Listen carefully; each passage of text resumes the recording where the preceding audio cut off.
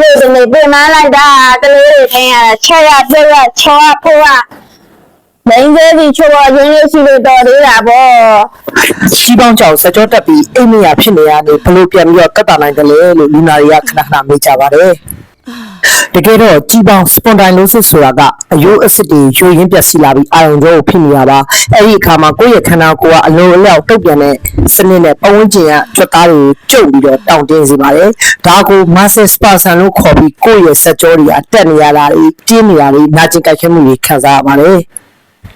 ဒီလိုမျိုးဖြစ်လာပြီဆိုရင်အတင်းအကျပ်နင်းနေတာထက်တဘာဝအနေနဲ့ကြွက်သားတွေကိုဖြေလျှော့တာကပိုပြီးထိရောက်ပါတယ်။ရှုပ်ပေါ်ကျွန်းမှာရှားဆုံးလက်ဖက်မုံညင်းစီလေးညင်းစီစင်လုံးမနွယ်တို့ကိုစနစ်တကျပေါင်းဆက်ထားတဲ့အတွက်သွေးစီးဆင်းမှုကိုကောင်းစေတဲ့တောင့်တင်းမှုကိုသက်သာစေတဲ့ညောင်းညာကြိုက်ခဲမှုကိုလည်းတိတာစွာဖြေလျှော့ပေးနိုင်ပါတယ်။လူနာများစွာရဲ့လက်တွေ့သက်သာမှုကိုအခြေခံတဲ့ရှုပ်ပေါ်ကျွန်းရဲ့တဘာဝအစွမ်းကိုအသေးစိတ်ဆောင်စမ်းလိုက်ပါ။